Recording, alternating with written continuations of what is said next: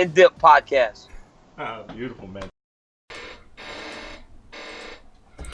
Woo! Episode 82, Sippin' Dip Podcast, back and better than ever. Coming off a break from Christmas, fresh off the heels of UFC 232, where we saw GOAT return and a GWOAT crown. For y'all that don't know GWOAT, greatest women of all time. Shout out to Amanda Nunes for that hell of a performance. Kenny Johnson in the house, my man Matthew Wells. Man, I'm still tripping off what I saw last night. I'm not surprised that she won. It's how she won. This lady has beat Cyborg and Ronda, the two former previous baddest women in the planet, in less than a minute. Yeah, she's got a vicious hand game, man. And listen, she's about that life when it comes to standing in the pocket and trading.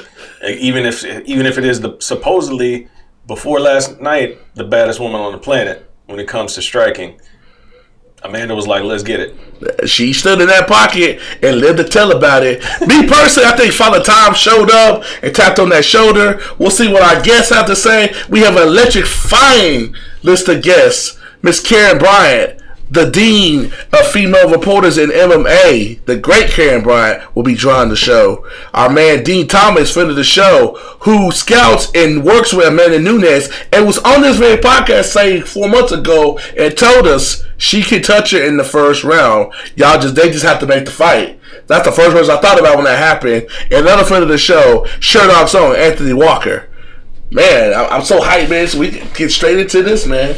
Absolutely. Like a lot of guests, we're not going to run too long on this intro. We're going to get straight to our guests. Let me run down the usuals real quick. Please subscribe to us on YouTube. Please hit that like button. Please share it with your friends. Hit that subscribe button. Hit that thing. iTunes as well. And leave us a review. Just a quick review. Hit that 5 stars. Please share it with your friends. We're just trying to improve the visibility. We're not asking you for money right now. Hit that thing. But yeah, just do those things for us. Help us grow the show. Enjoy the rest of this episode. We'll be back with you once again next week with, let's just hope everything lines out because it'll be pretty amazing for you guys. So enjoy the rest of this episode. And until next week, we will see you again. Peace. Please welcome to the Slip and Dip Podcast, making her Slip and Dip return, the first lady of the UFC media, Miss Karyn Bryant. Appreciate you coming on, KB. Hey guys, how's it going? What do you think about all this craziness that happened this weekend? We got a new GWOAT, and we can have a future GOAT all in the same card get crowned. That's cute, GWOAT. That's funny. Yeah, Amanda is amazing. I was pretty blown away by that. I let's say I can't say that I expected it, but I wasn't surprised because I definitely thought that she's the person who could have done it. But, to actually see it happen was pretty crazy. Was actually, pretty crazy. But, it was fun. I mean, and John is just as good as we always thought he was. So I'm not really surprised by John's performance. Do you think that, I know, definitely not taking nothing for Amanda, but, we kind of seen the baseline for men, 37, 38, and was when it's time to hang it up. Do you think in the ladies' game, it's that early 30s, 32, 33, with Cyborg? Because you see, how Ronda was when she got to 330. Misha, it's we're starting to get some data on when people's games, even JJ to an extent. It seems like that's going to be the cutoff for ladies. Do you think it's starting to form a baseline for ladies? It's still early? Maybe. I don't know. Losing one fight doesn't mean it's it's baseline and it's time to call for her retirement and stuff. Look, maybe there's just somebody out there that's always got your number. I mean, maybe Amanda would always be Chris. Maybe Chris just wasn't prepared. Didn't expect Amanda to be as good as she was. But I guess maybe that's it. It's just also who wants to keep fighting that long? If a lot of these women still want to do other things in their lives and become mothers, then they're not going to want to keep fighting well into their 30s anyway. So I don't know if we found exactly when their peak time is, but I think maybe just other things in their lives start to come into it too, where they might take more interest. But Cyborg is still incredibly fierce. Yeah, no doubt. Let me ask you this, since I know your reaction, because my buddy Jim Edwards was sitting right next to you at UFC 194 when Conor knocked out Aldo. Was your reaction similar to when Cyborg hit the canvas last night? No. I mean, no, because I mean, Aldo is one of my favorite fighters on the planet, and so like my heart was broken by that when he got knocked out. I like Conor a lot too, but I was just heartbroken for how quickly Jose had lost that fight last night. I didn't really feel like I had as much of a dog in that fight. Like I like both those women so much, so I was just amazed more by the action of it happening, but there was less emotion in it, if that makes sense. Mm-hmm. Yeah. Yeah.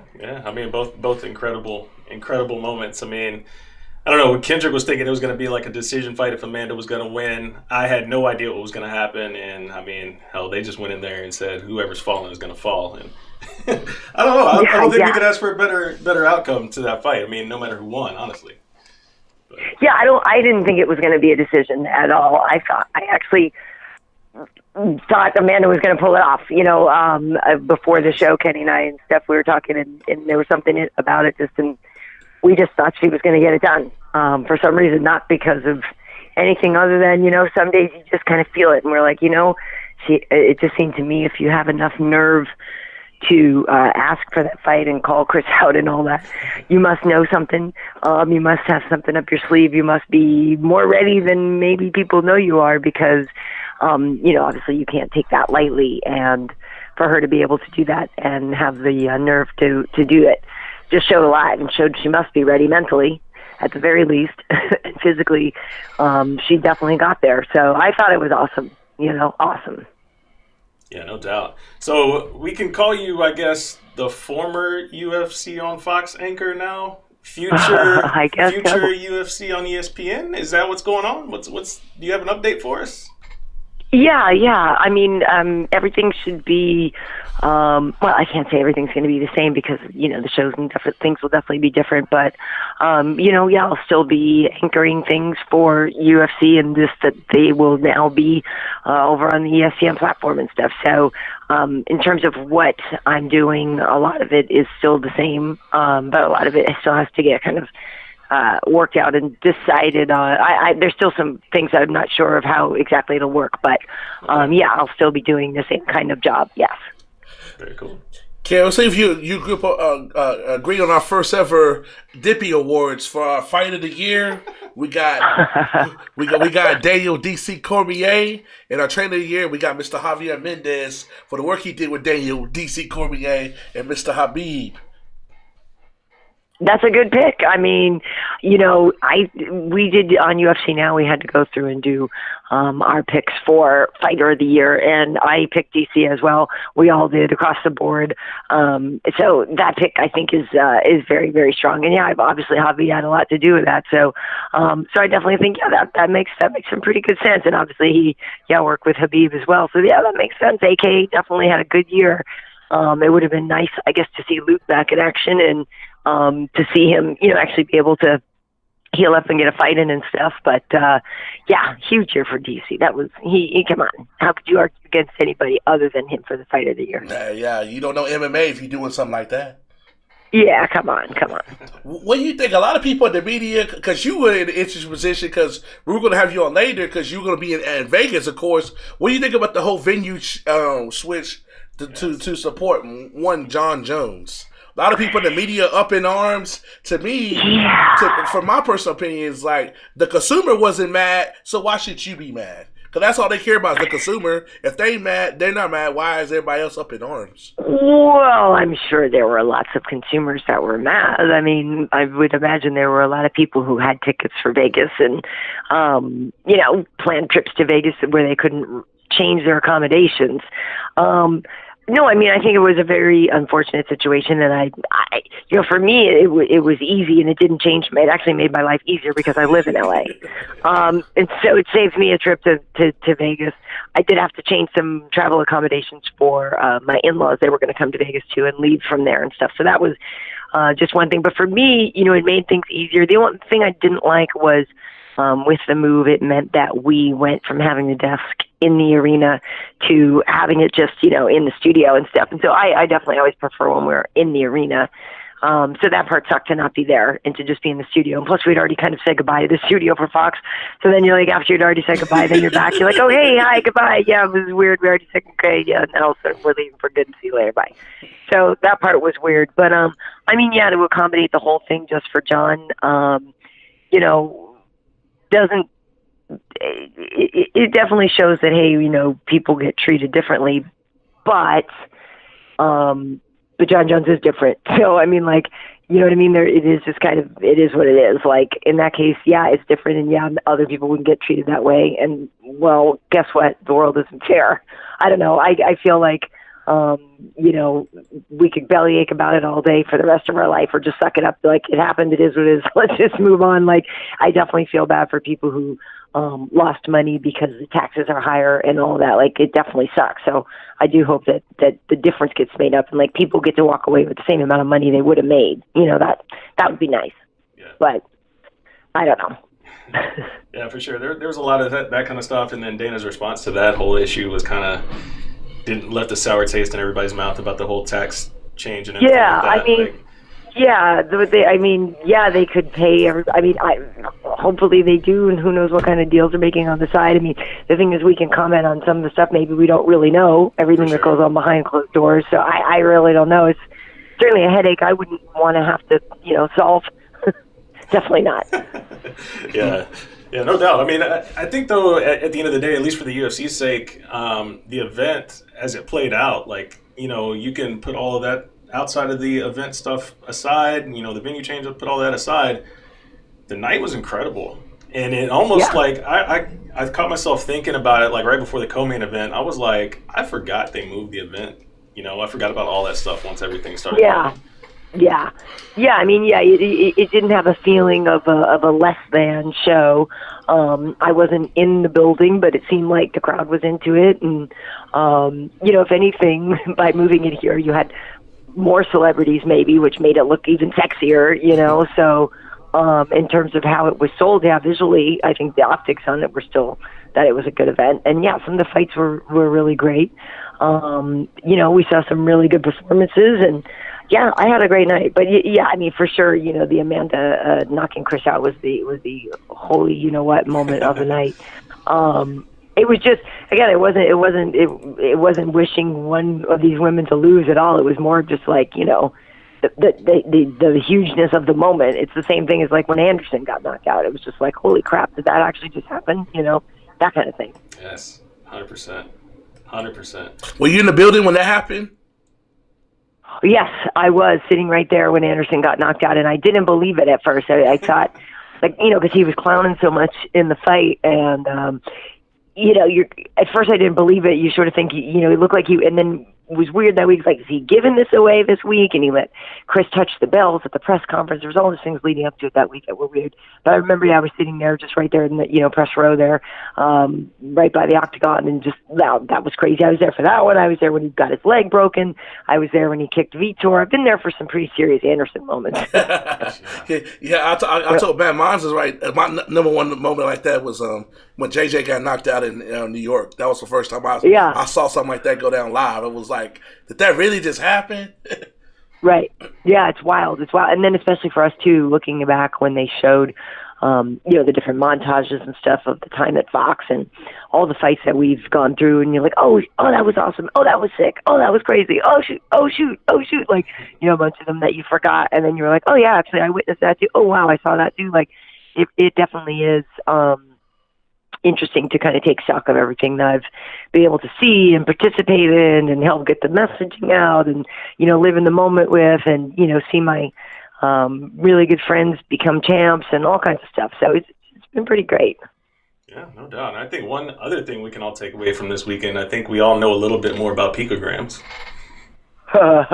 Yeah, and more than we ever need to know and want to know. And I just wish, you know, we didn't have to keep talking about stuff like that with his name. Like, just fight. You're great. Right. Fight. I mean, you know.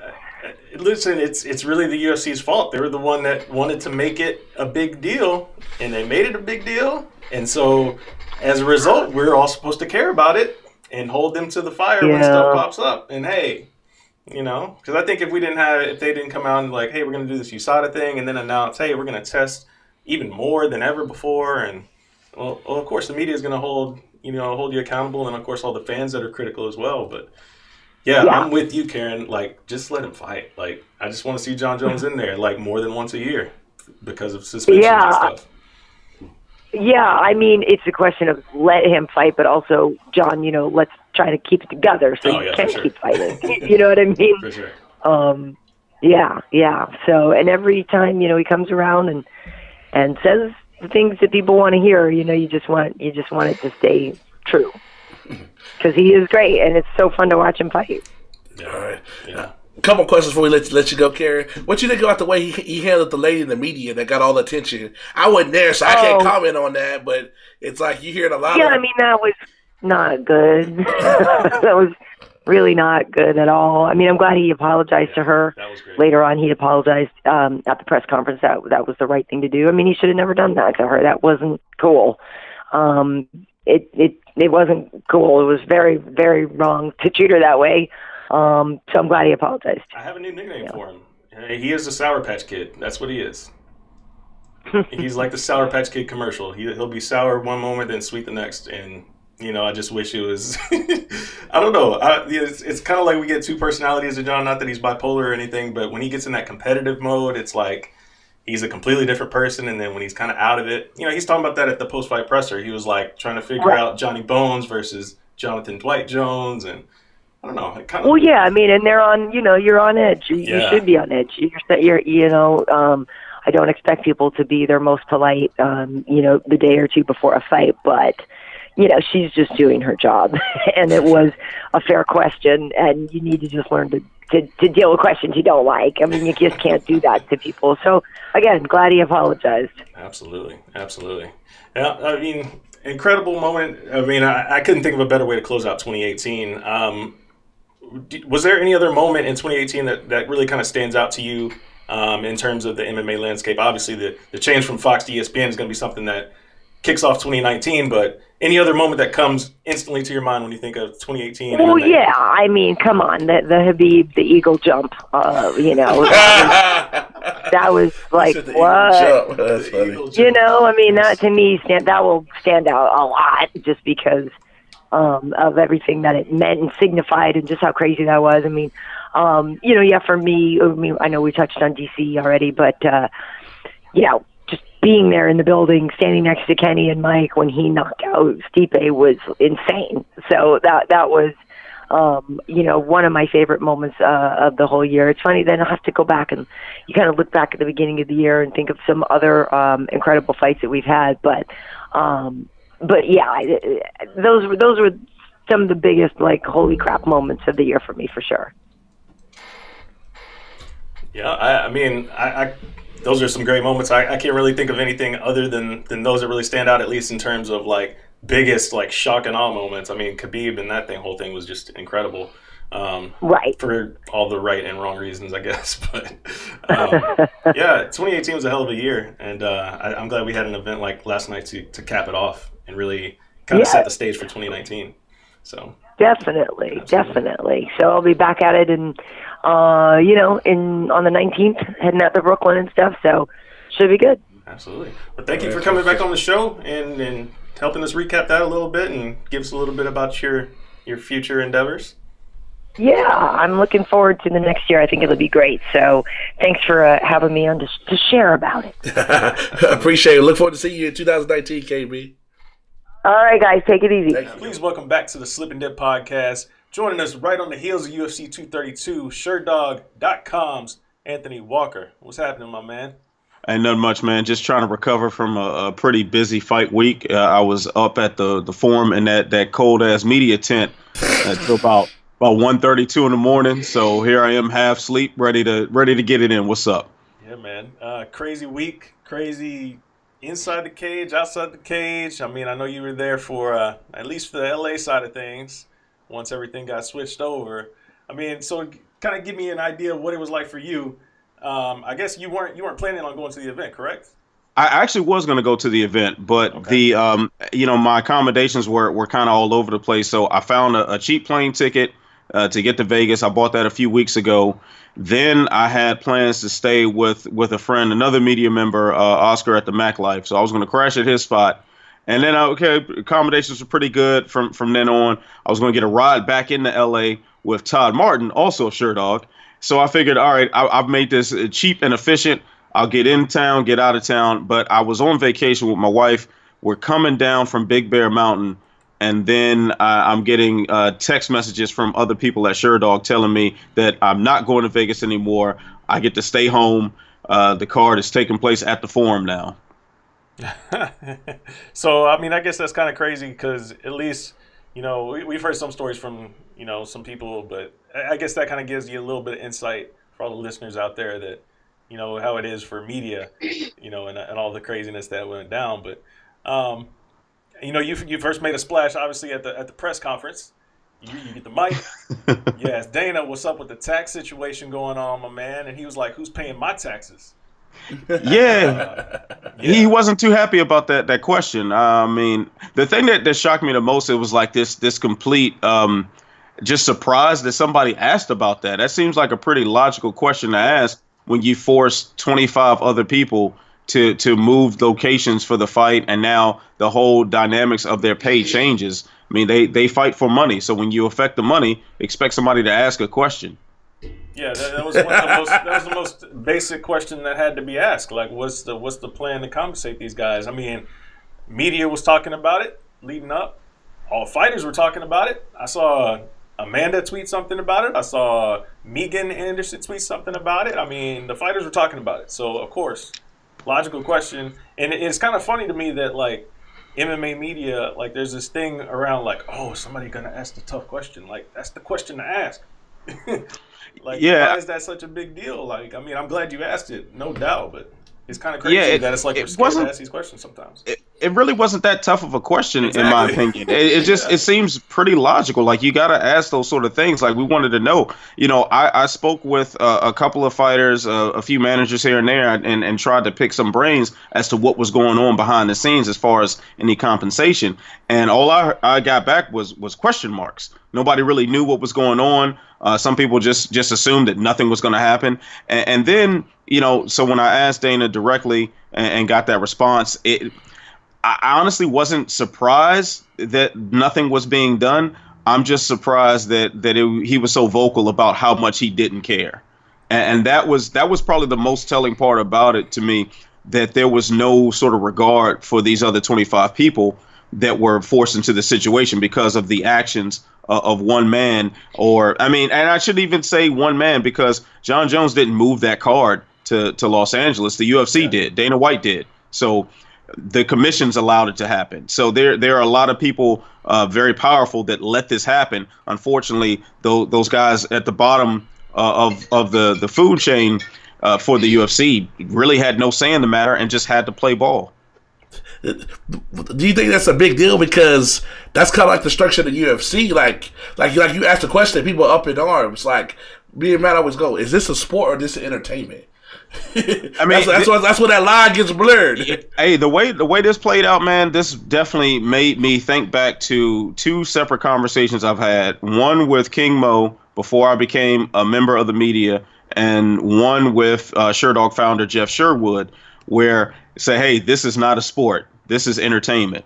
And that really cemented that line for me. That was probably the biggest slap in the face to anybody who has some sort of love for the sporting integrity aspect of combat. If you have any care about that and you saw this happen, it's got to look pretty crazy to you, because there's no way that really makes sense. And then as the story unraveled throughout the week, it just got more and more bizarre. Then to find out that despite the fact that Dana White and Jeff Novitzky went before, I believe it was MMA Junkie, to say that they had that one atypical test, I think it was December 9th, that led to all of this happening. To say that in that moment, and then just days later, we're hearing Jeff Novitzky say that there were actually atypical tests going back as far as August.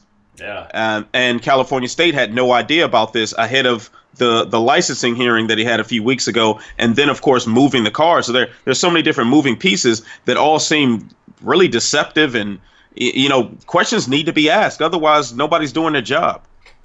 Here's my thing: say that this is the truth come out. The UFC don't give a f about us, the media. They only care about the consumer. And from what I'm hearing last night, it's going to be a top 3 pay-per-view for this year. So why so many people up in arms when the big thing it's not going to matter? Say if they come out and come 100% clean, what's that going to change? They're all about the bottom line, and we know that bottom line is struggling. Yeah, the bottom line is definitely the main objective here, but at the same time, we wouldn't be being responsible with our jobs in media to have some sort of platform if we weren't calling out some of these issues. Because, maybe this is a top 3 pay-per-view of the year. And from what I could tell in the building, the place was electric. People were happy. It was a fun atmosphere as far as mixed martial arts, just pure sport goes. Mm-hmm. But you got to think about the thousands of people that were displaced from going to T-Mobile. And if you center your plans to around Christmas and New Year's to an expensive city like Las Vegas, around an expensive ticket like the UFC has, you got to be a diehard fan. You got to be somebody that's very loyal to the product. So if you decide at the last second to move the venue and you displace these people that are previously very loyal to your product, you're not thinking about the long-term health of the organization. No, not at all. This is the first time in 2 years I didn't spend New Year's in Vegas, so it's like it was meant for me not to be there. So I'm sitting back in Dallas. So it's your fault, huh? Chilling. Yeah. One thing that I found interesting too, and I definitely wanted to make sure this message was out there. Oh. So when we did speak to some of the fighters, they had an impromptu media day. Typically, as you guys know, media day is going to be the earlier point in the week as the fight week festivities start ramping up. Usually on Wednesday. Right, so on the Wednesday, but of course with the holiday and with the sudden change in plans, they initially canceled the media day. I believe the tweet between Megan Anderson and I think it was Michael Chiesa, they had some exchange on Twitter that seemed to spark the UFC into having some sort of impromptu media day setup. So after the initial press conference, they got all the attention. They brought some of the fighters down. They just, on a voluntary basis, some of the fighters chose not to participate. But some of them came down and answered some questions with the media. I got to talk to a few people here and there. And, when you ask somebody how they felt about what was going on, you got a lot of, hey, it is what it is. Hey, it's just, I'm just focused on the fight. You got some of those generic answers. But, correct me if I'm wrong, but looking at some of those guys' eyes, I think there was a lot of anger, a lot of resentment, a lot of bitterness into how this all played out. So, of course, for the UFC to have such a stronghold over some of these fighters, you're not going to get so much protest from them. If they have the power to just tell them, hey, you have to fight on this card at this time. Oh, by the way, now it's going to change the city and we don't give a damn if your family is displaced that was coming to the card. If you can say that, and that stands, these guys are not going to be but so vocal in front of a camera and a microphone, just days out from their fight. Man, I'm going to skip you on this one because I rotation. This is where it goes back to. These dumbasses need to have a union. So I don't feel bad for you. It keeps rearing its head. You got screwed on the ESPN deal. You can't just move the Super Bowl the week of the fight, or the week of the game, because they have a union. So since they don't, this is what you get. So that's what I don't feel bad for them. These people that want to check their egos, or basically, I don't want to call people greedy, because I'm all about people making as much money as possible, whatever. But this is all rears its head. If there's a union, this cannot happen. So they kind of screw themselves. Right. So like what you're saying is 100%, but they did it to themselves, so I don't feel bad for them at all. Yeah. And that's a fair position to take. I can't disagree with that at all. I mean, granted, combat sports is a very individualistic concept. It's a very solo pursuit for the most part. Absolutely. Yes, you have a team that you train with and whatnot, but it is you and you alone in that cage or in that ring, and you're fighting one other person, and that's it at the end of the day. So inherently, there's going to be a lot of struggle to get these guys to line up in solidarity with one another. That's not going to be a very easy task to accomplish, but it clearly shows this is necessary.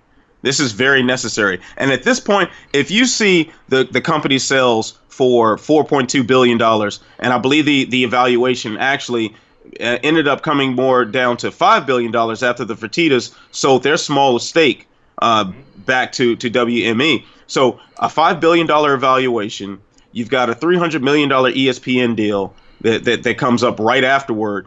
And now this card moves around and these guys have no say in the matter, and you're not trying to unionize on that.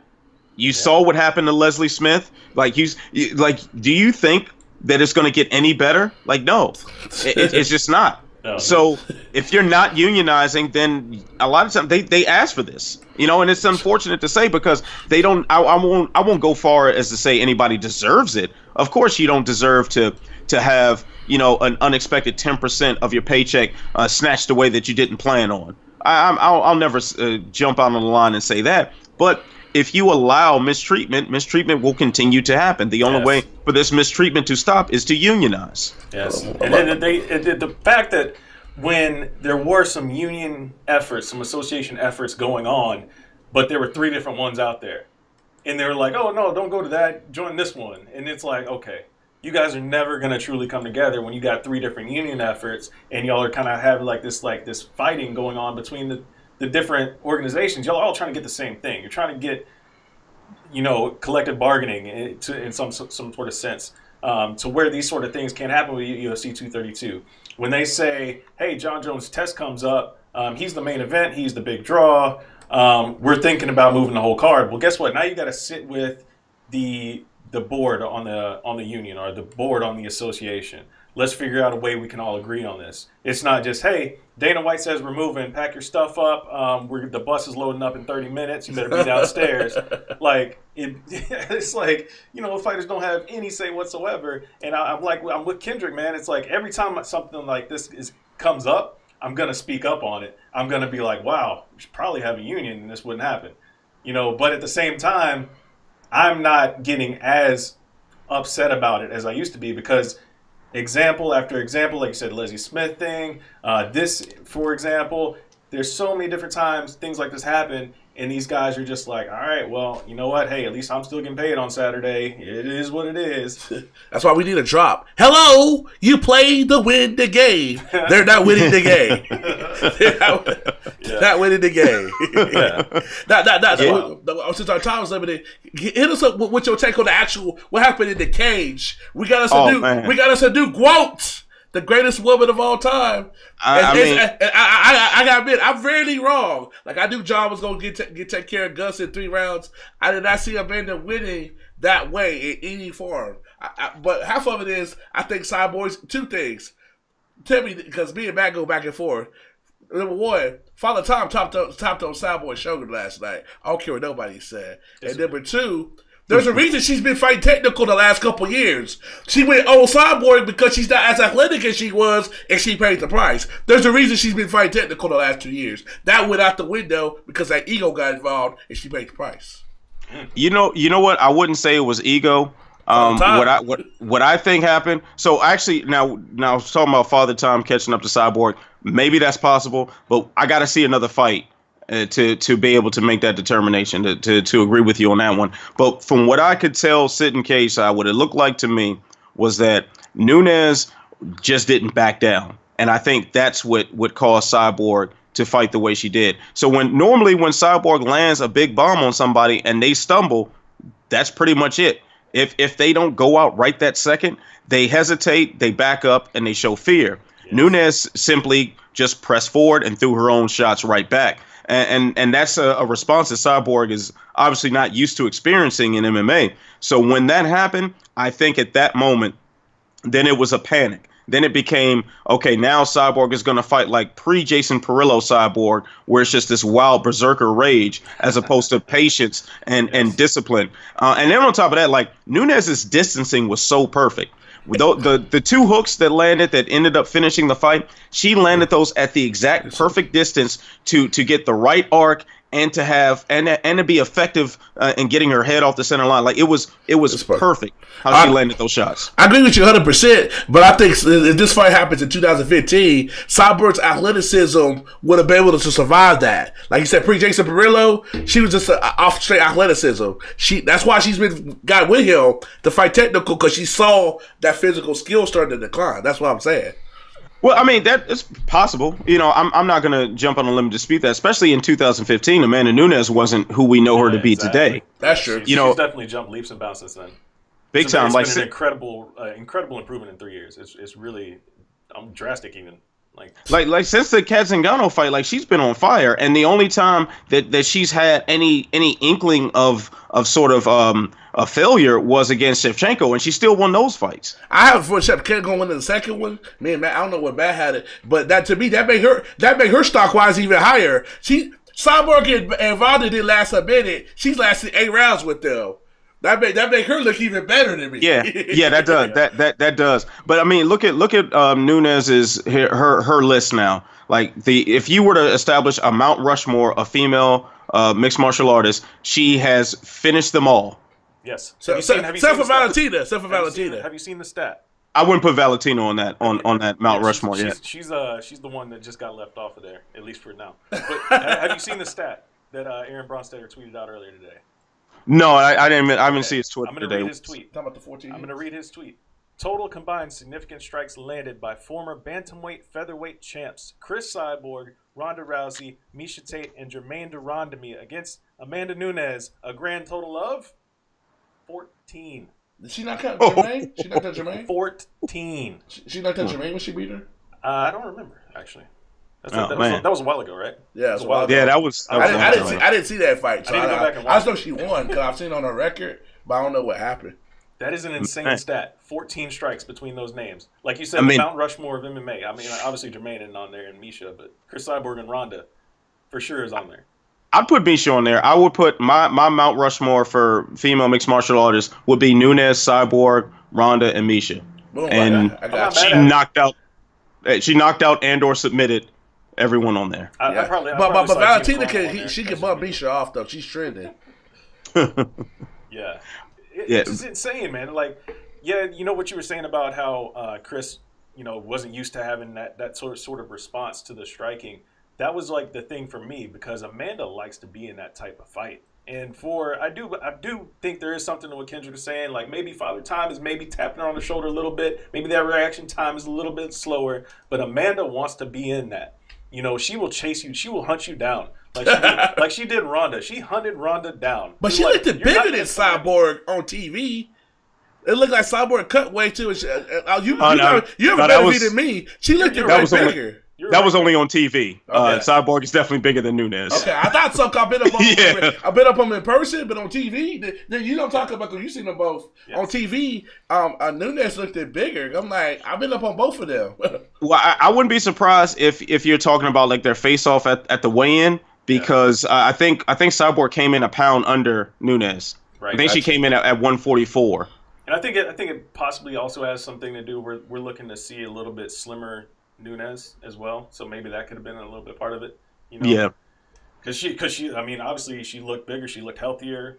I mean, not that she doesn't look healthy at 135, but I mean, hey, she looked like she was. That's Matt's thing. I post this for my co-host. So do you think the new trend is gonna be everybody fight their natural weight and not because like Michael Chiesa got this false confidence?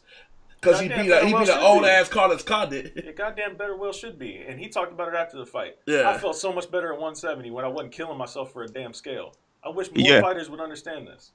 Michael Chiesa seemed to be very cheerful. Aside from when he talked about the venue switch, he seemed to be pretty cheerful around the hotel and everything. He seemed really relaxed and stuff. Now that was my first time being around him in person, so I don't know what he's like for his 155 fights. but he definitely didn't strike me as a guy that was struggling with weight issues leading up to the bout. And in the meantime, I saw Carlos Condit walking through the hotel, sweaty with boxing gloves around his shoulders, about to try to sweat off a few more pounds. So you see the clear difference in what it felt like to be at 170 and at 155, to be cutting weight and to not cut weight. And Chiesa, I mean, granted, Condit is, I think it's safe to say he isn't exactly on the upswing of his career. Right. But I think it does mean a lot that Chiesa can come up there and one, not be outsized at welterweight against a guy who's been there his whole career, and to perform so successfully. Yeah, Carlos Condit is done. D-U-N. Done. I would say he's done. He's maybe done at least. Have you watched the last 3 years? He looked good last night. He looked good. Like that whole fight was crazy scrambles, and then he looked really good. No scrambles. Yeah, I mean it's just a thing. Like, look, he's not going to be the same Carlos Condit that fought Robbie Lawler by any means, but like he still got some game left. Anthony, did anybody ask the real question? Why is he going after the Conor McGregor fight, buddy? Which I don't blame him. He should go for more than $3 million. But anybody ask anything about the lawsuit? That's a real question. No, he spoke about it a little bit at the post-fight presser, just because it's been a difficult year for him with the loss to Pettis, the moving around the dates after 223, and the lawsuit and everything. So he talked about how his family has been getting threats on social media and getting harassed, and that's been a difficult thing to deal with. But hey, I mean, as far as Chiesa going for that lawsuit, why not? No, right, exactly. Yeah, I mean, he was sitting there minding his own business, and Conor McGregor threw a dolly at him. Yes. I think it's okay. And also that same dolly being thrown at him was featured on the promos for the biggest payday in UFC history. So it was. Yeah, I think Chiesa's entitled to be broken off a little slice of that. Yeah, 100%. 100%. He should go for more than $3 million though. I mean, got it. I mean, I don't think he's going to get that much, but of course, the standard tactic, you give a really, really high number so you can negotiate down to a high number. That's the play. Yeah. So, last thing I want to ask you about is obviously I mean, we didn't even talk about the main event really, but I mean, it is what it is. John Jones doing John Jones things, but when it comes to the payouts, man, $500,000 for John, $500,000 for Gus, $500,000 for Cyborg. Amanda Nunes now the GWOAT. 350. Is she going to start to see an increase in pay and an increase in recognition after last night? What do you think?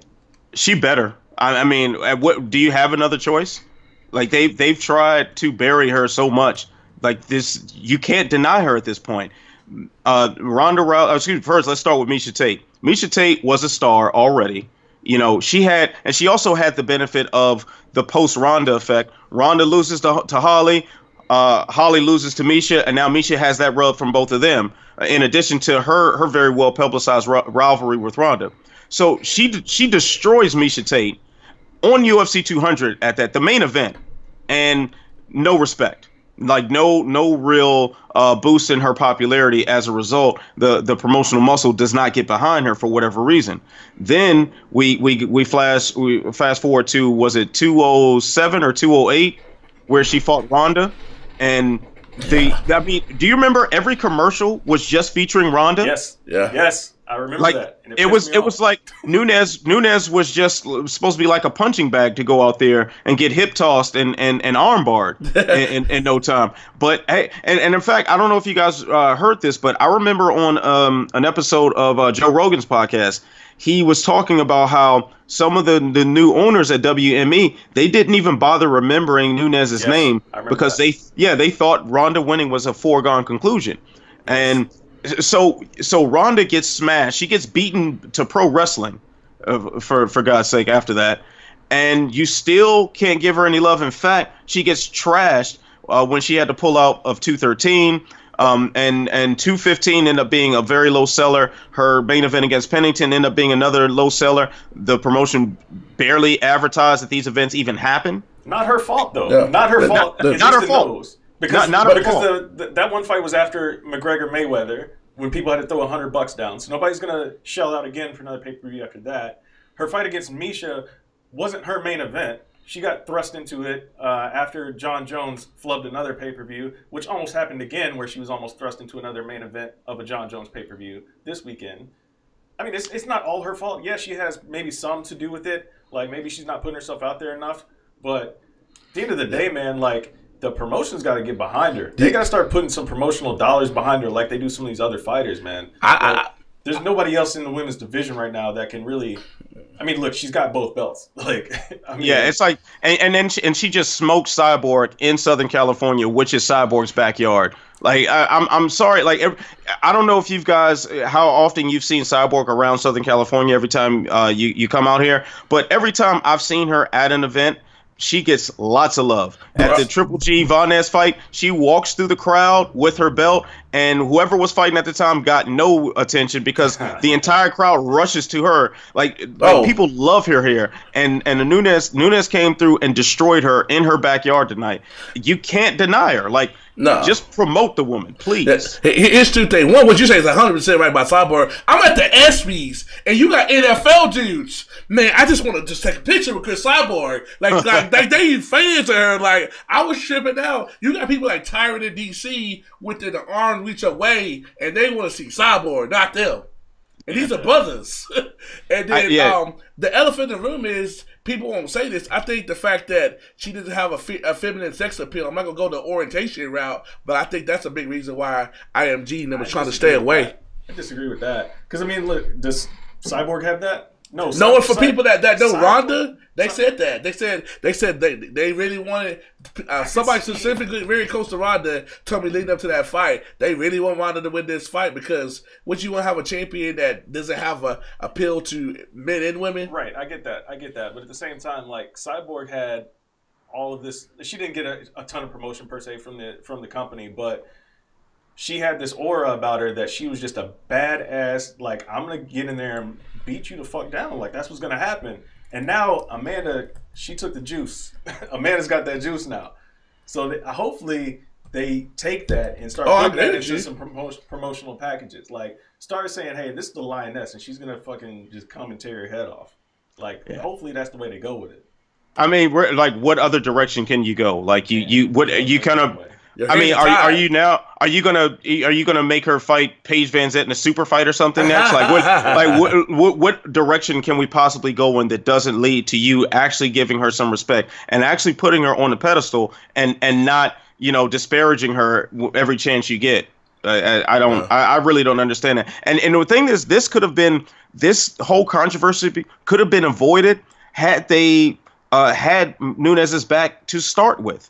Because then they'd been much more likely to just say, hey, you know what? Jon Jones and Gus we need to table that fight and not deal with any of this foolishness because Cyborg and Nunes is a sellable main event. So if you have the faith in Nunes too, because they already have it in Cyborg, just go ahead and make that the main event and save everyone the headache and also the future problems of regulation that could be an issue when Nevada State Athletic Commission reconvenes. Yes, I love it. Because it was really a side-eye slap in the face to that fight because once you had that press conference there in LA, this is the best women's fight of all time. This is for the baddest woman on earth.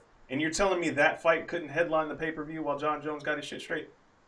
Really? That's what I mean, those two things don't equal out. Which one is it?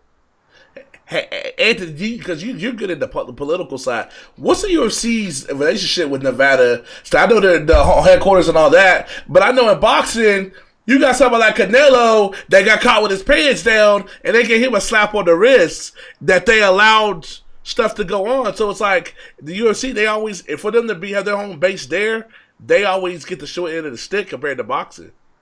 Well, you know what? You're going to make me touch on a few little conspiracy theories of mine. There's a couple I don't hear. I want to hear yours. So first off, at the post-fight presser, I asked Dana about if they had a contingency plan in place in case Nevada did not rule favorably in as regards to Jon Jones when they come back together next month. And he just dismissed the idea. He just thought it was ridiculous to think that Nevada would suspend him or anything. And he said Nevada could have stopped this anytime they wanted, but they chose not to. And he didn't want to gamble on a late commission hearing the day before the fight, and the long song and dance about that one. He will be blown away was the quote if something happens to John. Right. That's exactly what he said. So, excuse me. So, what I find interesting though is that we're still waiting for a ruling about Khabib and McGregor. Now, something tells me if you pull away this fight from Nevada at the last second, it's a lot of money leaving the state. That's going to piss the commission off a lot. I kind of think that might have been a power play. That might have been a message to Nevada to say, hey, we don't need you. We can still put on fights.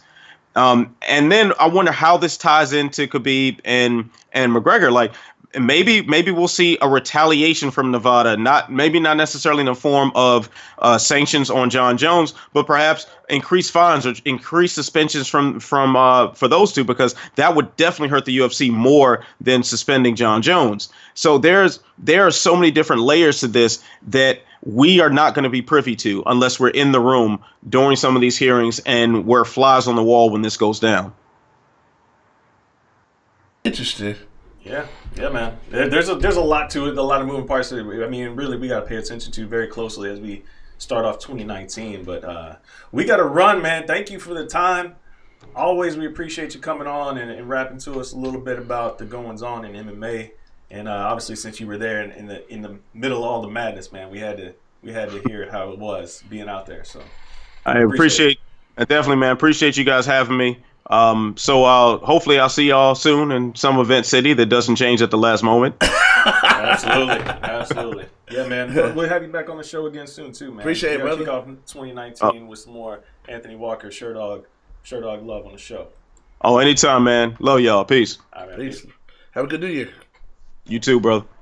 Please welcome back to the Slip and Dip podcast, making a Slip and Dip fourth appearance, friend of the show, one of the best MMA trainers in the world, Mr. Dean Thomas, who told us a few months ago what was going to happen that happened last night. You the first person I thought about when I saw Cyborg hit that guy, face that overhand right. Like Dean told us, if they ever fight, Amanda can catch her early and get her out of there. So you wasn't surprised what you saw last night.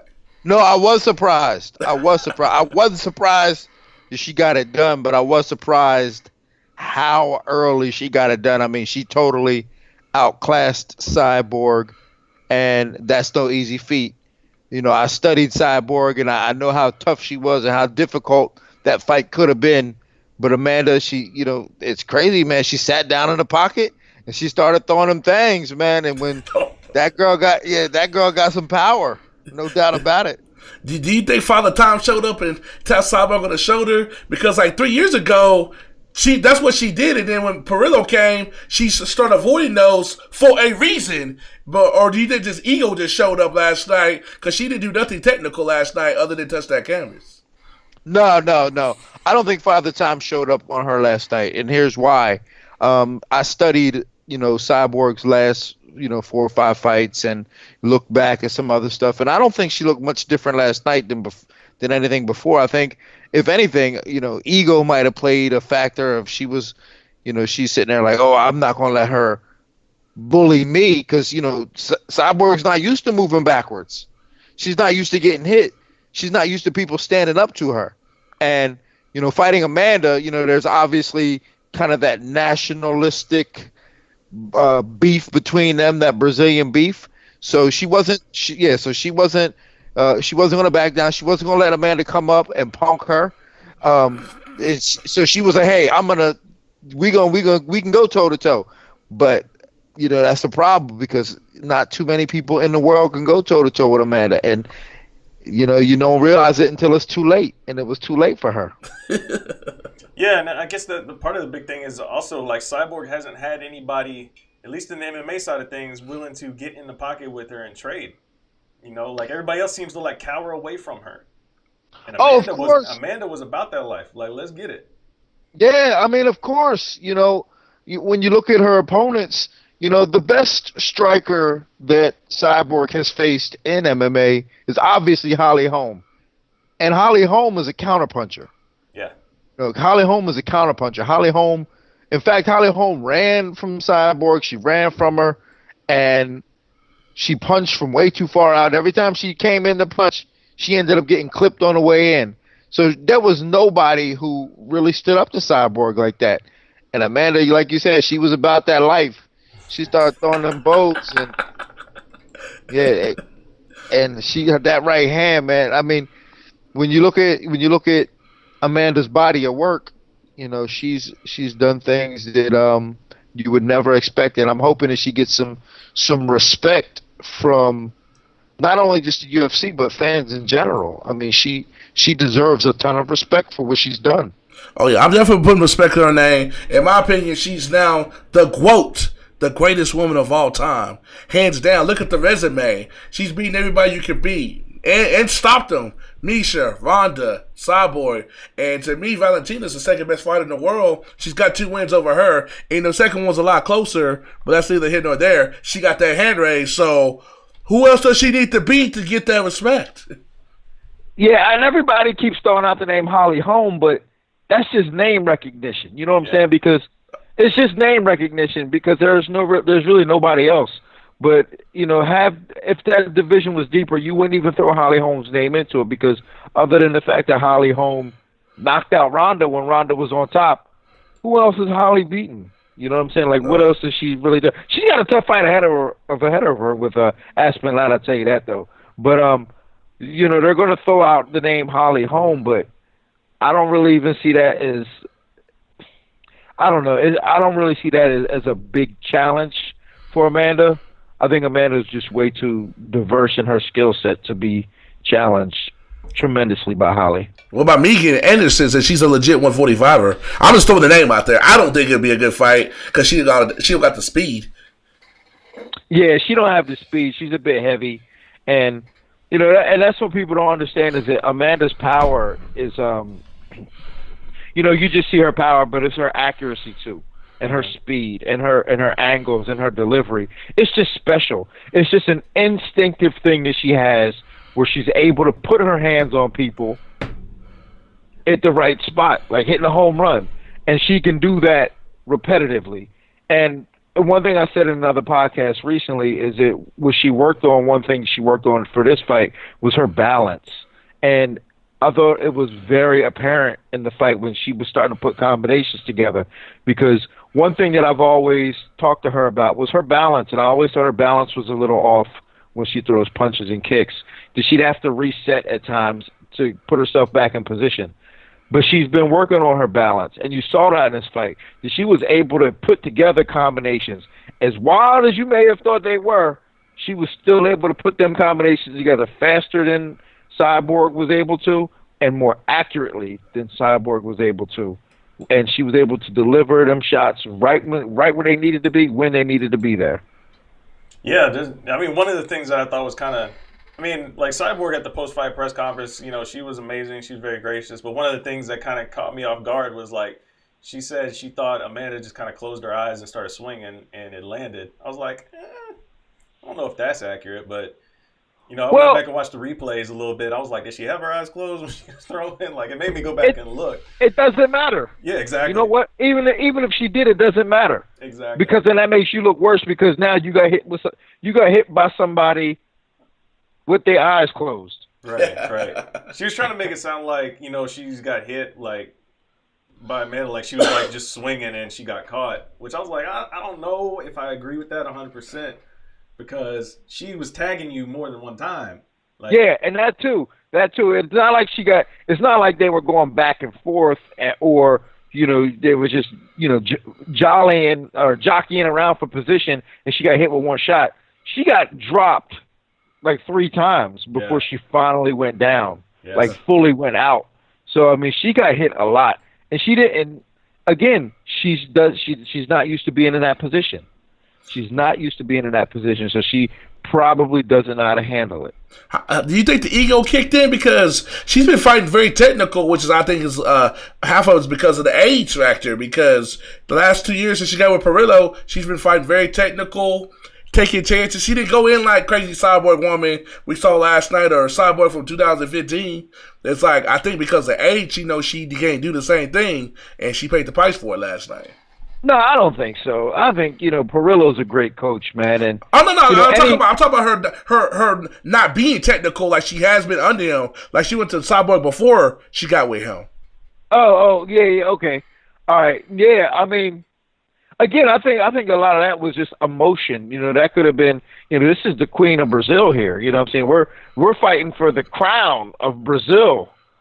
I think that might have had a lot to do with it. And Amanda talked some trash a little bit leading up to this. She wanted this fight. She wanted to move up and fight her. And I think that offended Cyborg a bit. And she kind of might have got a little emotional and said, nah, I'm not going to stand for that. So typically what happens when you get emotional, you fight a worse fight. That's just the way it is. You fight a worse fight. And, again, you can't – Amanda hits a lot harder than she looks. Right. We saw that last night. Yeah, there's no question about that. And new, champ, hashtag champ. Yeah. Yeah. Shout out to the Lakers for closing them out. Oh, I mean, hey, listen, it's amazing what she's been able to do in a mass in this such a short period of time since her loss to Kat Zingano. I think personally, she's probably the most improved fighter. You think of after a loss, obviously I would put Max Holloway after his loss to Conor, and the run he's been on, and Amanda's run is probably better than that. I think. Well, yeah, obviously for sure. No, you have to say so because when you think about it, yeah. I mean, Connor's a Hall of Famer. You know what I'm saying? Yes. Connor's a future Hall of Famer, so to lose to him and then come off on a run is not as bad as Kat Zingano's not a Hall of Famer, and Amanda lost to her. Call it what you may, Amanda did lose to her. I think Amanda is a better fighter than Kat. Even back then, she just had some mental issues she was going through as far as in her training and just psychologically how to approach fights, and I don't think she was happy. And when she wasn't happy, she doesn't fight great. So even back then, I think she was a better fighter than Kat. But listen, Kat still beat her. When you look at the record, Kat still has that win over her. But I don't think it's nothing that she needs to get revenge on or vindication on. But but you're right. That's probably one of the greater comeback stories in MMA, to lose to Kat and then come back and be a champ. Yeah, and she definitely secured a spot on the Mount Rushmore women's MMA because you got Ronda, Cyborg, her, and Misha. And Misha could get taken off by Valentina in the next year or so. Well, I take that back. I don't know about JJ.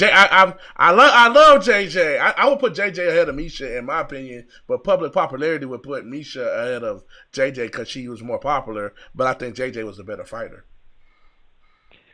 Yeah, I mean it's still kind of early to create that list. To be honest with you, if you do put it the way you just put it, but think about that. If you were to put Amanda, Ronda, Cyborg, and Misha on that, Amanda beat 3 of those girls. Exactly. Right. That's why she's the GWOAT.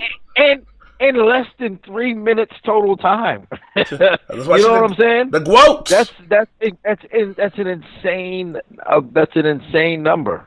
3 minutes total time, and let me read the stat again. With former UFC, former Strikeforce champions, Cyborg, Ronda Rousey, Jermaine Durandamy, and Misha Tate, total of 14 strikes between those 4 women were landed on Amanda. That's insane.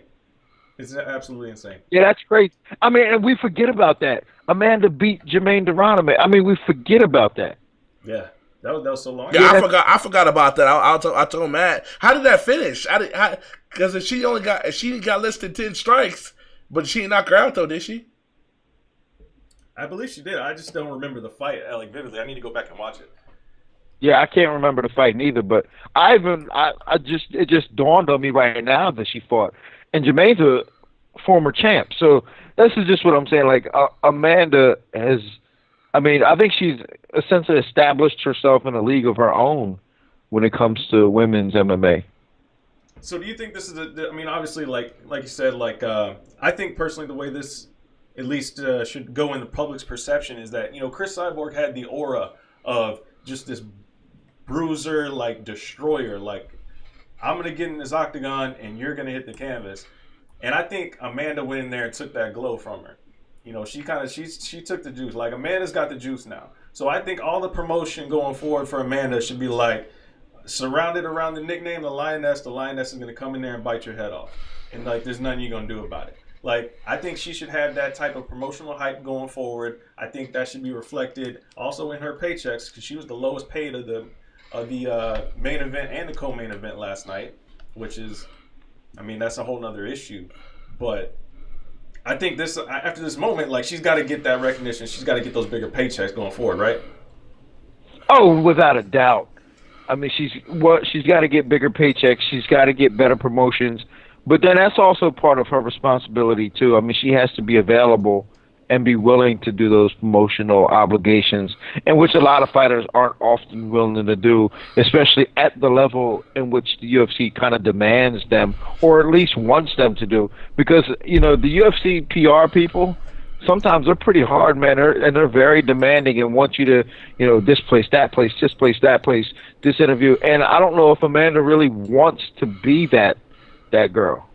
Right. You know, I mean, but at least what I will say is this: at least they should give her the option or the opportunities when they do come around, and not necessarily force her to do it, but just at least let her know, look, these are here for you. But I think prior to now, I don't even know if now, but they haven't really even given her the options to be the face of women's MMA.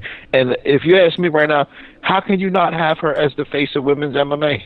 Yeah, you have to. That's what I'm saying. Like, they missed the ball already with her before the Ronda fight, before the Misha fight. Like, they had all of these opportunities. I think before the Misha fight, they had, like, the groundwork was there, because UFC 200, that was the week they came out with the We Are Fighters rainbow t-shirt. And they had everybody, or We Are All Fighters rainbow t-shirt.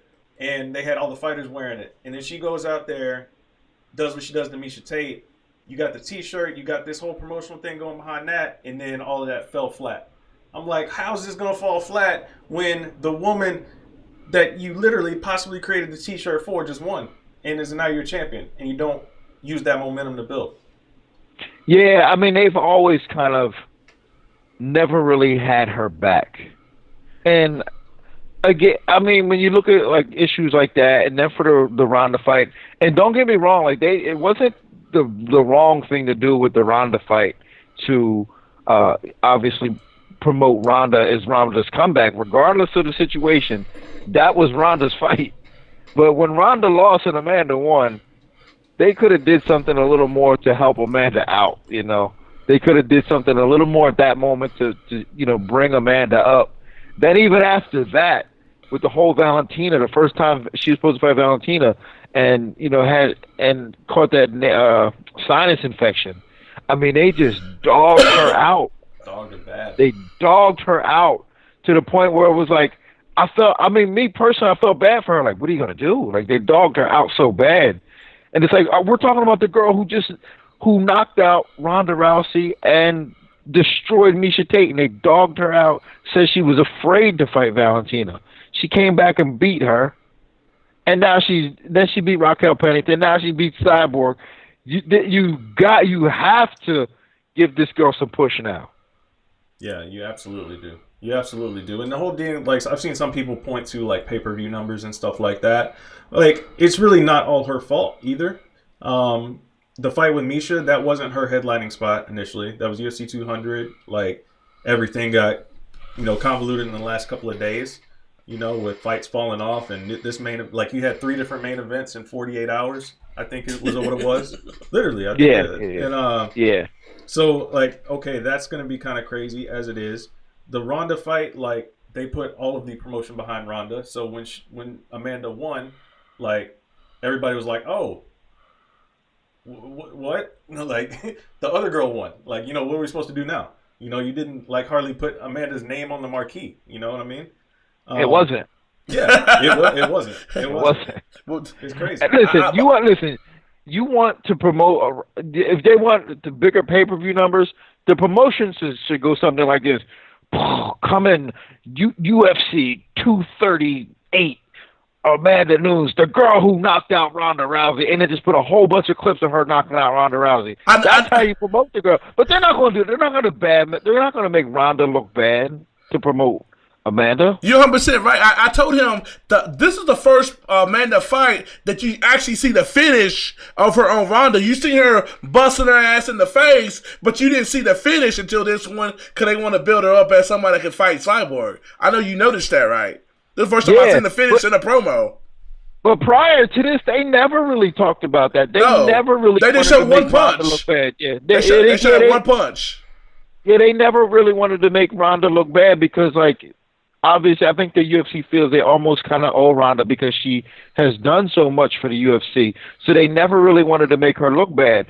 But by doing so, you don't capitalize off the biggest marketing tool you have to make Amanda look good. Right. But do you think the problem is more people like Matt are worried about it than she is? I'm pretty sure she's not worried about this.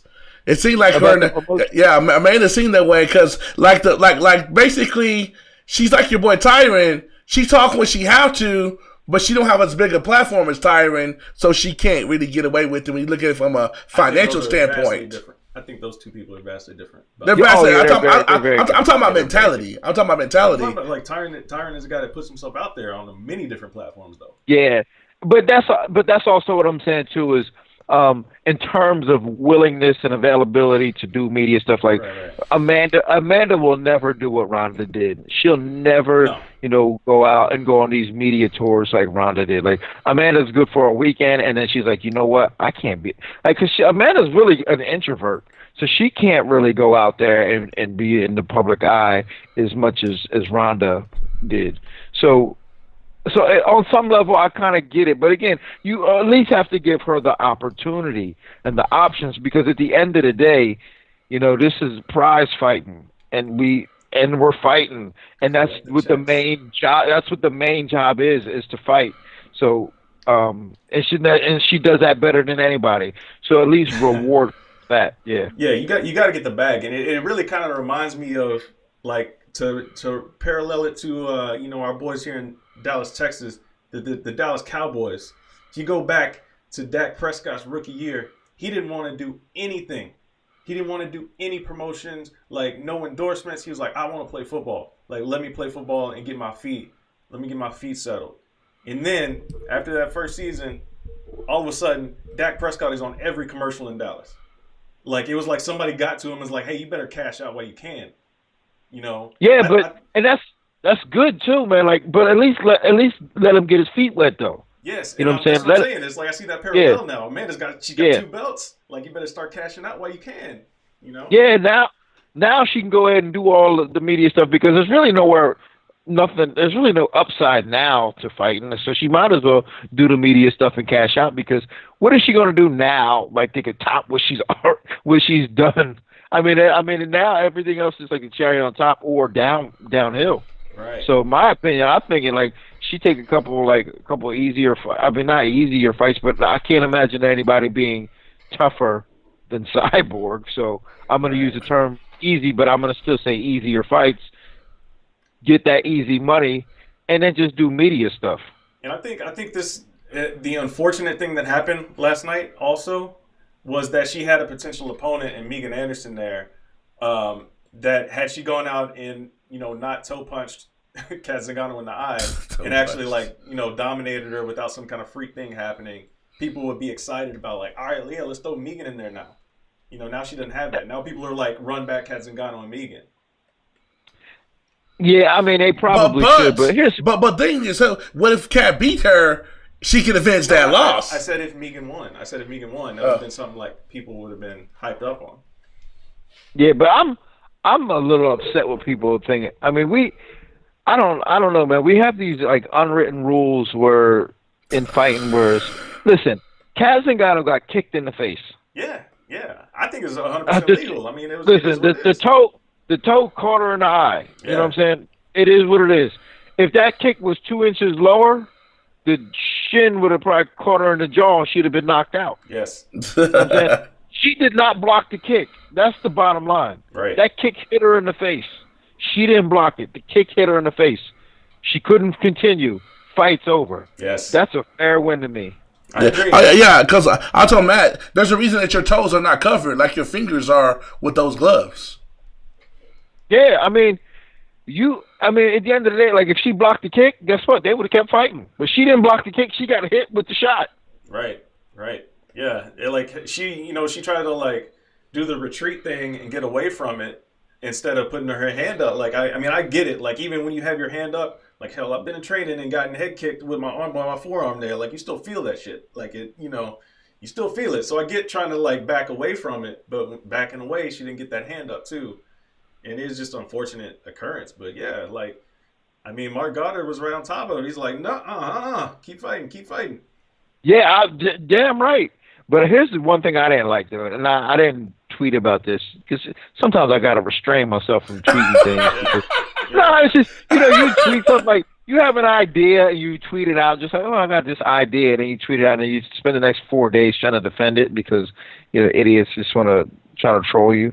But what I didn't like, what Megan Anderson did, was, like, after it was, like, over, and they stopped it, like, she just kind of hovered over Kat Zingano, like, just kind of hovered over her. I don't know whether she was apologizing or what she was doing, but it's like, that's such a condescending, gesture, in my opinion. Like when Yoel went and kissed Luke Rockhold?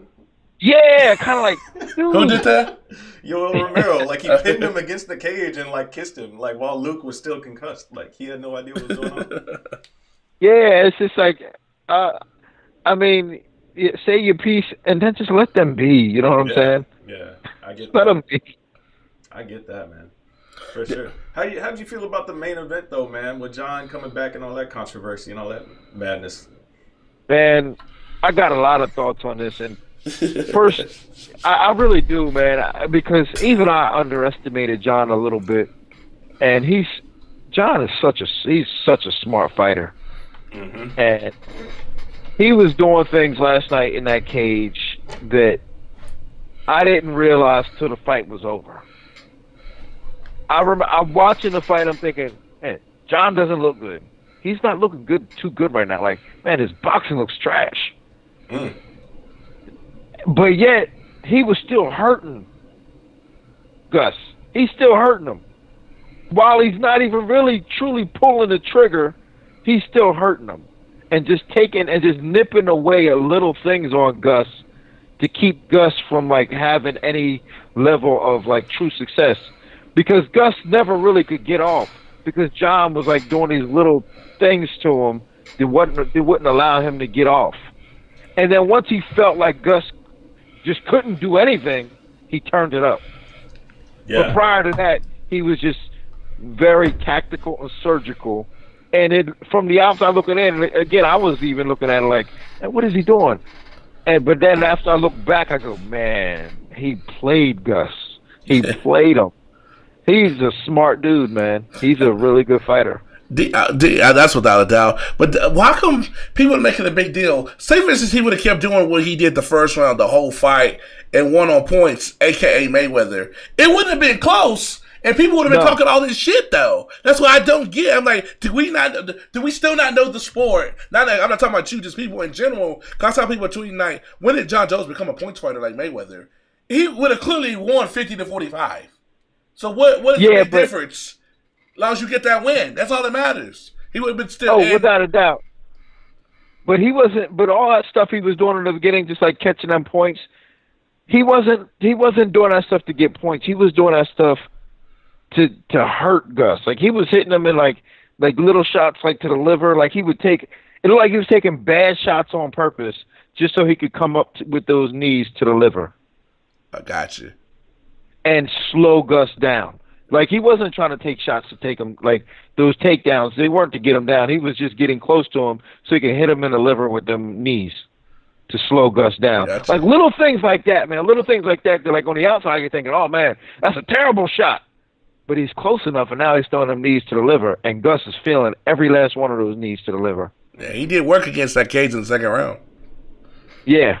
So like, and then when he came out in the third, he had a little bounce in his step. I was like, oh, it's time now. He's gonna do something now. Yeah, it's crazy. I think it was also really smart. Like, I mean, obviously John, like, that's his whole thing. Like, he tries to study and like create a strategy for everybody. And the way he was chopping away at his legs early, like even like when they were in close like boxing range, he was throwing like quick little kicks like to the shin or to the calf muscle.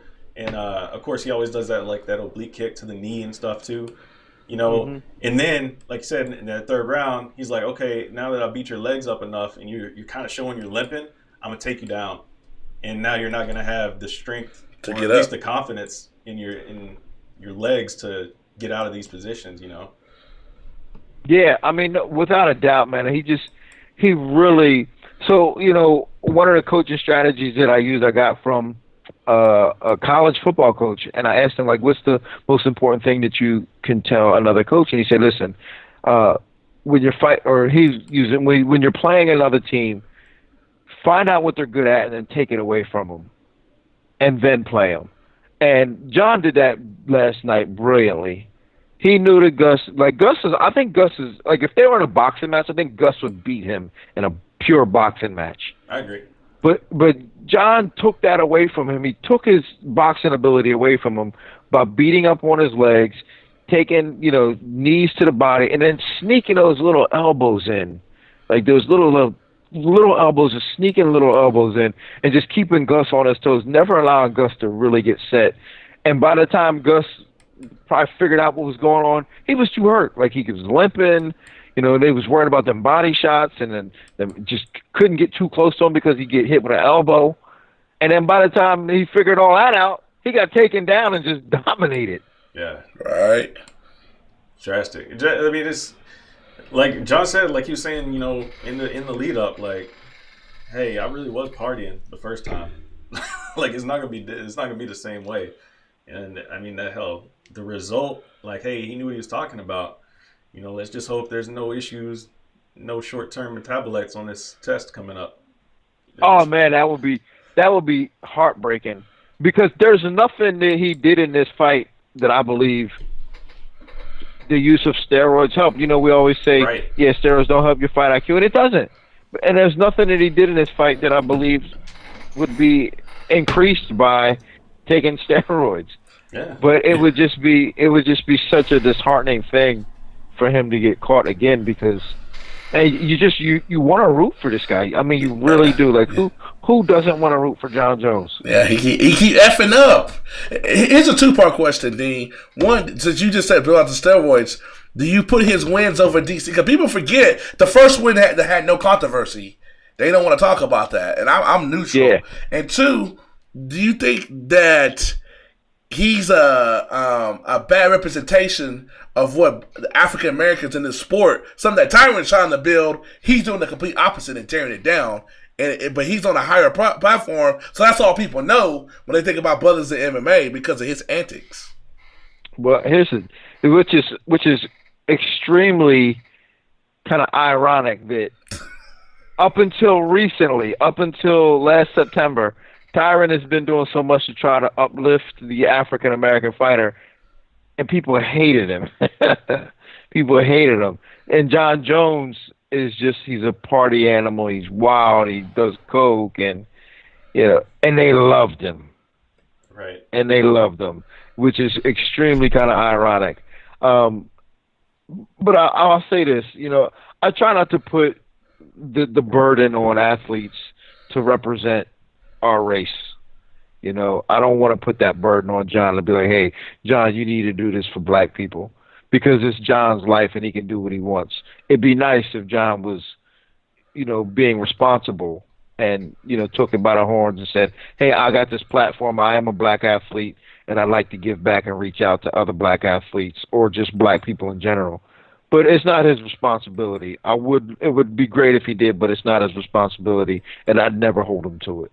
Yeah, one thing for me, like with John, and as far as his personality goes, obviously, like you mentioned, like all the partying and stuff. Every time, like this is what, like, his fourth redemption story, right?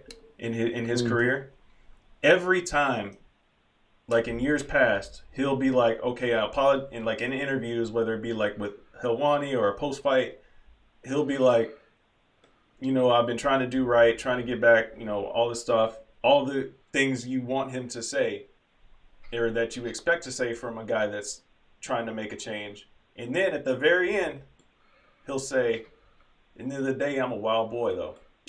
Yeah. I'm serious. Disclaimer. You be studying these interviews, bro. I heard him say it once, but he said it multiple times. Multiple times. I think just said it to be funny that one interview I heard. No, he said that multiple times. You be studying, bro. Yes. I've heard that. Matt, I've heard that. Times. Yeah, I've heard that. He didn't say it last night. He did, but still, it's going to come out today in another interview. That's what I'm saying. I've heard that. That's what I'm saying. Like what I'm trying to get to is like, I don't believe that he's gonna change until he drops that disclaimer at the end. That disclaimer. Until he starts dropping it. That disclaimer. You're a fool. Well, I mean, isn't that what we do though? We always do that. I'm only human. Right. I'm gonna make mistakes. Well, I'm just a guy. I'm gonna make mistakes. We always do that, and John is no different. It's just he's better at it than we are, and he's in a position where he can get away with more because he is so valuable to the sport. Yeah. If I do something, I do one thing wrong, man, I'm gone. So John is valuable to the sport. Yeah. Yeah, there's no doubt. There's no doubt about that. I mean, they literally did something unprecedented in the history of combat sports this week. They moved an entire event on the week of the event. I mean, think about what that does to a guy like John's, his psychology. Knowing that when he didn't fight Chael Sonnen, they canceled the entire event. Right. Now Dan Henderson, right? Dan Henderson. Was that Dan Henderson? Yeah. It was Dan Henderson. It was Dan Henderson, but when Chael stepped up to fight him, he declined to fight. Yeah. So now when he can't get licensed in Nevada, they moved the entire event. I mean, that just lets you, man, I'm doing anything I want to. Yeah. You know what I'm saying? Like you allow me this leeway, I'm gonna do anything I want to. 100%. Right. 100%. It's kind of crazy to like keep it. I mean, yeah, I get the whole idea of like, hey, this is, if the science is right, and I mean, there's a whole bunch of stuff. Everybody's learned so much more about picograms this week than they ever knew before. But if the science is right, and this is an old thing. Yeah, it's a double jeopardy thing. Like, why are you going to punish him for the same thing? If it truly is the same thing, he's got to have a path to get back in the cage. And, at the end of the day, I just want to see him go in there and compete. I don't want to have this aura of cheating around him, but I mean, it exists. That's where we're at right now, though. But yeah, I don't know I still don't know what to really think about that, Exactly. But I don't know. Do you put him ahead of DC? You forgot to answer that one. Oh, yeah. Do I put him ahead of DC? No, I'll never put him ahead of DC though. John Jones is a great fighter, and just watching him operate last night reminded me of how great of a fighter he is. But is he the best thing for the sport? No. Is DC better for the sport than he is? Absolutely. I think DC is the best thing that ever happened to our sport. I mean, he's a great 100%. role model. He's a two-time champ, a great role model. He's great on the broadcast. He's the best thing that ever happened to the sport. And I wish he would get more love, but he doesn't. But listen, I can't control that neither. We have to have the third fight, right? You kind of do have to have the third fight. Would you want? I would want a heavyweight. It cannot go a heavyweight for the simple fact the first two didn't, and John Jones has never fought a heavyweight. I know Amanda basically did the female equivalent last night, but it's a whole different thing with that animal DC up in there. That would be John Jones has a built-in excuse. So he gets Stipe'd.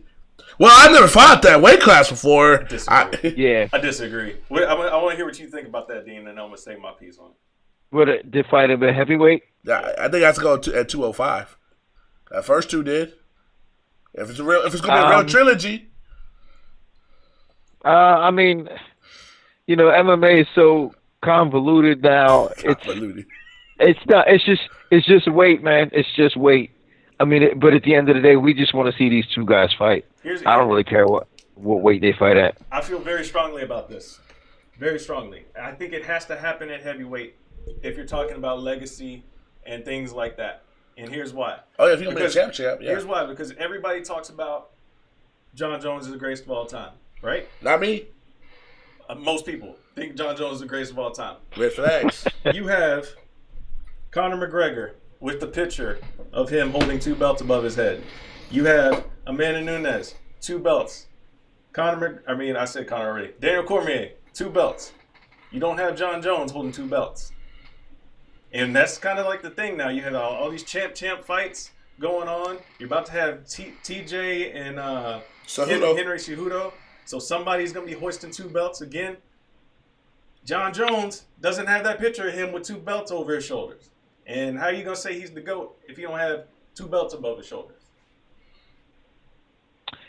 Yeah, but that's just splitting hairs, you know. I mean, get him, D. I mean, because like, yeah, it really is.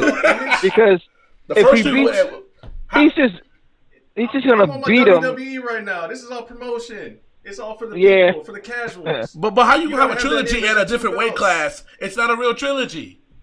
If they had fought one at 205 and one at heavyweight, you could do that. You fought 2 fights at the same weight class, and then we just gonna go. What sport do they do that in? What combat sport do they do that in? Let me back it up. Let me paint the broader picture for you real quick. All right? Follow me on this. Let's say for one moment, let's pretend Cain Velasquez does not exist.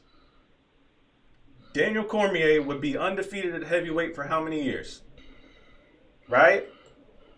Let's just pretend Daniel Cormier is on this massive run, undefeated at heavyweight. If Cain Velasquez, because his only reason he ever went down to 205 was because he didn't want to fight his buddy Cain. So Daniel Cormier is on this run. Let's say 8-fight win, like a Demetrius Johnson run at heavyweight. John Jones would still be on the same run at 205. You would have to eventually have the super fight, right? Where John Jones goes up. Because why would DC come down? It's the heavyweight. You gotta go beat the heavyweight champ. You gotta go do it at heavyweight. So that's the way I paint it. John Jones would have to go up then and to get that picture of the 2 belts. And he would have to go against the bigger man to do it. I don't like the idea of guys cutting down like what TJ's about to do, but that's the whole nother issue I won't get into. But does the first 2 fights occur at heavyweight though? No, I'm just saying, like, if Cain wasn't around, you would never have had those first 2 fights. Yeah. So the first fight would have been at heavyweight. The first fight between John Jones and DC would have been at heavyweight if Cain Velasquez was not around. True, but we've never seen DC lose that. We've seen DC lose. He's undefeated at heavyweight though. Yeah, but we've seen it though. It's like you can't. We seen him get knocked out at 205. We see him get beat at 205. Not at heavyweight. That's what I'm saying. You got to do it at heavyweight. And if John Jones wins, he gets the picture of 2 belts on his shoulder for the record books. You could make a poster of a double champ, like champs, if that happens. If John Jones beats DC, which I think the fight would be completely different. Yeah, I think John Jones loses. Dean? You think so? I don't know. Well, hey, no. I mean, I'm trying to wrap my mind around what you're saying, and you're making. Split hairs. It's a valid point. But my point is this. I mean, no need to overcomplicate it. I'm just throwing a scenario. I mean, it's the same guy. I mean, he's fighting DC. I mean, who cares what weight it is? He's fighting DC. Now, I will say this. DC's not dropping fools at 205 like he did Stipe. There's something to go with that. Or like Amanda dropping Cyborg. I know it's a big style, but she didn't drop Valentina. So being at that natural weight, you got that power because you're not cutting. It does make a difference, though. Also, you gotta understand too is that again, speed is key. Speed is a key factor that we often neglect. And at heavyweight, I always tell my lighter guys that are kind of in the middle. Again, they're like, no, man, I don't want to fight them big guys. I'm like, dude, you want to fight them big guys because they're too slow to move their feet to get out of the way. Yeah. and you're going to hit them. They're just too slow. You're going to hit them. You're going to get more touches on their chin, and that's what you want. And I think that's why it's part of the reason why DC has been so successful. I mean, DC reminds me, like, with his frame, he was kind of like Mike Tyson when Mike Tyson was on his tear. He was just so small, so small and quick that bigger, taller heavyweights couldn't deal with him. The same thing with DC. DC is so much shorter that they can't wrestle with him and pummel with him on the inside. And he throws good punches from the inside, like overhand rights, which is how he knocked out Stipe. So I don't really even think that it has much to do with the weight and not cutting weight. I think it's just his speed is better at heavyweight. But I don't know if that plays the same with John, because John is so aware. Yeah, I mean, there's a lot of pieces to it. I'm like, my whole deal about it is I'm thinking like promotional side of it and everything like that. Promotionally, it makes great. You're right.